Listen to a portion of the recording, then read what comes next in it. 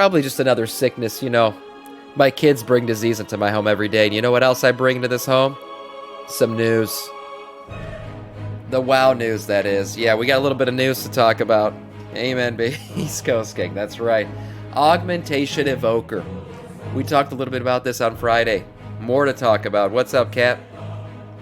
Augmentation Evoker icon hints at the new Black Dragon aspect. What is this? Okay, the upcoming Augmentation Evoker spec has been hinting at may have inadvertently revealed the new aspect for the Black Dragons. What is this? It looks suspiciously familiar to a character we've seen before. Okay, so this is like the logo, I guess, for the new Evoker. Here, while several new Evoker icons in patch 10.1, several different looking dragons, this one features a nose ring, very similar to Abyssian, who we all know should be the next the Black Dragonflight aspect. Am I right? I mean, Ebonhorn, he is the best choice. It's very obvious. Yeah, he should be the aspect. He is the most level-minded, the wisest, and honestly, yeah, give it a slap. Definitely, I think, the best choice for the next aspect. I do see the fact that there is a nose ring here for both of them. I'm not sure if that means we're going to get him as the next dragon aspect, but we'll see. This could suggest Abyssian will become the new Black Dragon aspect, a belief that many already hold due to this recurring role as peacemaker between Sibelian and Rathian during the ongoing Dragonflight campaign. So if we look at their models, do any of them... I don't know if he quite looks the same as this. Right? This one looks like he's got horns, no nose ring. This one's got a bit of a sharper chin. It definitely doesn't look like Rathian, and I wouldn't say it's Sibelian either. This is where the similarities end, however. It's worth pointing out that overall the profile of these dragon features in the icon does not match the Abyssian dragon form, nor Rathian or Sibelian for that matter. None of their dragon forms currently have the nose ring either. That's true. Oh wait, it does look like Neltharion though. It is pointy like Neltharion, I have to say. It does kind of look like him, but it doesn't exactly look like him either. This is probably just we're fishing for nothing at this point. I'm not even sure. This whole patch, he has just been following Sibelian and Rathian around, shaking his head and muttering, "These fucking kids," basically. Yeah, basically that's what he's been doing, and rightfully so, because honestly, Sibelian and Rathian just need to get a room at this point. But, I definitely think Abyssian, aka Ebonhorn, is the best choice. Whether this hints at him being the next Black Dragon, who knows? This goes on to say maybe when he becomes the Black Dragonflight leader that he'll get a new dragon model that looks more like this. That's possible. That's possible for sure. But Abyssian is bae. And I do hope he becomes the next Black Dragonflight the aspect, for sure. I think he'd be the best choice. Next, Dawn of the Infinite Dragon, the Infinite Megadungeon. Boss names, encounters, and abilities have been revealed. Now, we did see this. I know what this is. This is Chromie. But we have seen this model. Somebody linked it in chat over the weekend, too, that I saw. We had Infinite Dragonflight Chromie. Let me see if I can pull it back up. Yeah, right here. Infinite Dragonflight Chromie model. Look at this thing. This thing is nice. So we all know, if you don't know who the Infinite Dragonflight is, besides being some of the sexiest looking dragons in the game, because I love that black/blue look that they have. Yeah, Lords, yeah, thank you for sending this in chat. Basically, they are the corrupted version of the Bronze Dragonflight, right? They are a time-traveling sect of dragons that kind of believes in a totally different, more corrupt version of the future. So we have this Infinite Dragonflight Chromie, and we also know that, who is it? Nozdormu, who I believe becomes Murozond, right? He is the Infinite Dragonflight, the Bronze Dragonflight leader, who eventually succumbs to corruption and becomes Murozond, who is the Infinite Dragonflight leader. So there's a lot of story to be had in this dungeon. This is going to be really cool stuff to see play out in the game. Yeah, Goth Chromie, basically. And we'll see how it plays out. But these guys have been revealed, so we do know that we are gonna fight Infinite Dragonflight Chromie, and her name is Chronocar, I guess. Spent her entire life in service of the Infinite Dragonflight, making her way up the ranks until she earned the title of Commander. Even among radical infinites, her zealotry is unmatched. As a venerated, what the hell, venerated? I don't even know what these words are. Regard, she will stop at nothing to put an end to any who dare oppose her order.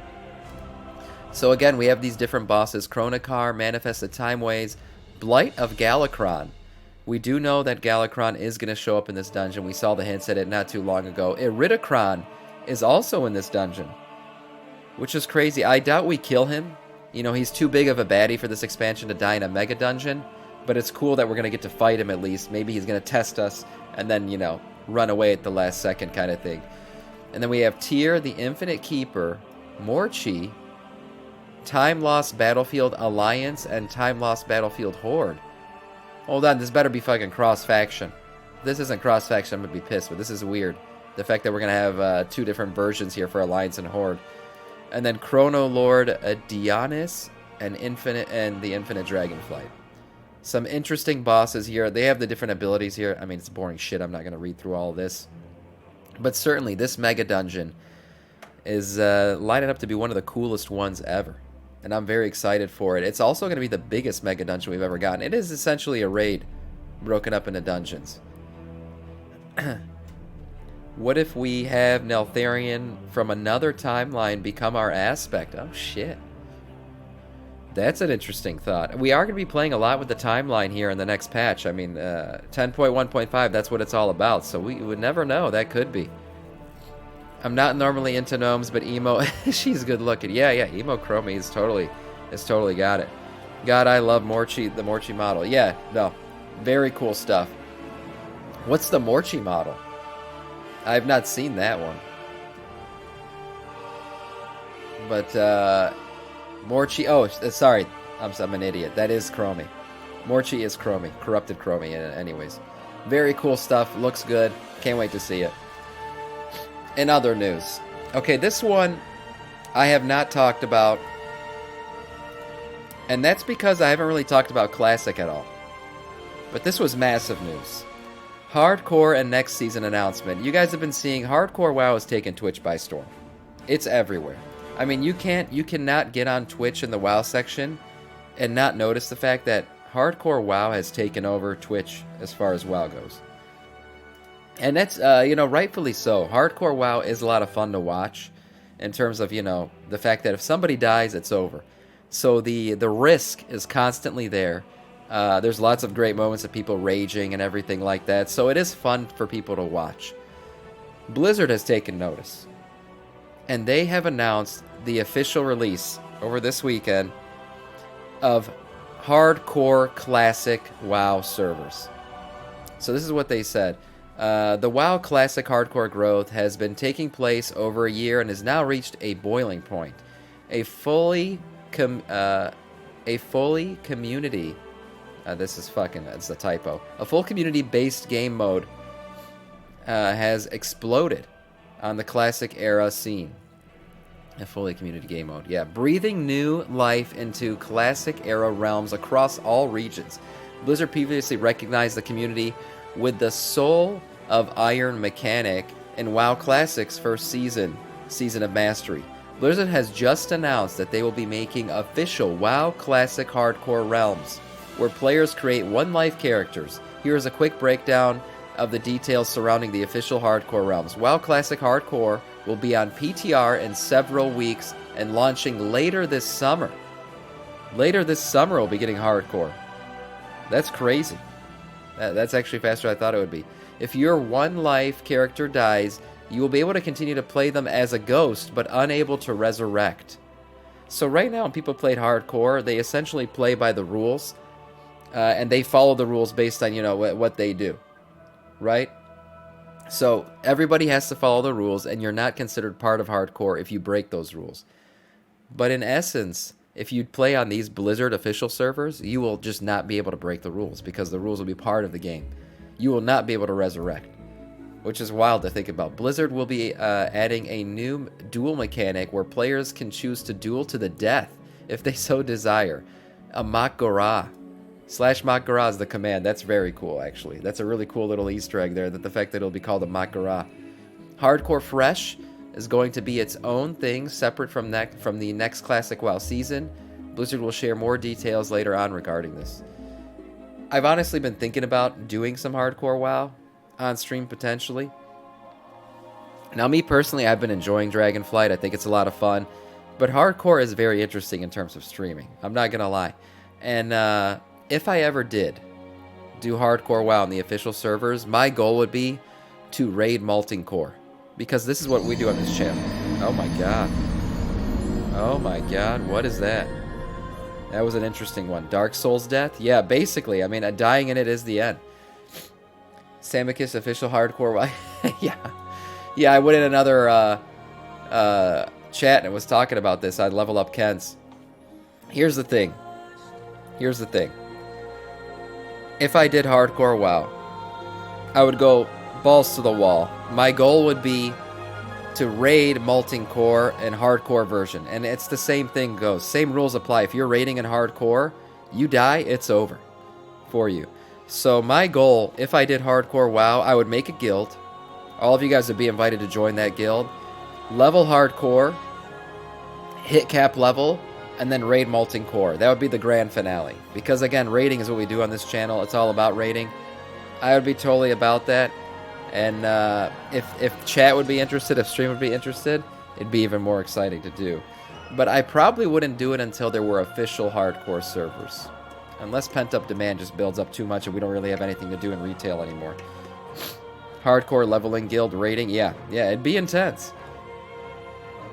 Has always confronted me. I would join you, but I need a heap of help because it's a different game. It is a different game. That's true. Classic WoW is a totally different game than retail, and it certainly takes some learning. Imagine leveling all the way to 60 only to wipe once to Molting Core Puck. See, that's the thing about hardcore, though, that makes it exciting, is just the stakes are so high. Right? Unreal. Like, when we wipe on Sarkareth for the 10th, 15th time, the only thing we're taking is armor damage and maybe some ego damage. But in hardcore, when you're watching it on Twitch, it's the end-all be-all. It is like watching a legitimate, real person in the world of Warcraft, because if you die, that's the end. So it would certainly be crazy, the stakes would be high, and likely end in failure. But that's what makes it interesting, and I think that's why people enjoy watching it so much on Twitch. Alright, I'm going to bed. Have a great stream. Thanks, Lords. You too, man. You have a good sleep. Maybe a hunter. You need to go into raid knowing that it will be a one-shot. Exactly. It would have to be a one-shot or that's it. It's over. You know, you're done. Your character's done and everything about it is done. 10 to 15 is rookie numbers. I've got 40-plus pulls on Sarkareth. We probably put in something like 30, honestly, on Friday and Thursday combined. But anyways, I did want to touch base on hardcore, let you guys know that I'm considering it, wondering if you guys were interested in it at all. But it's a big announcement, and I think it'd be something that I might try once it goes official. Have a good stream, going to bed, chatter.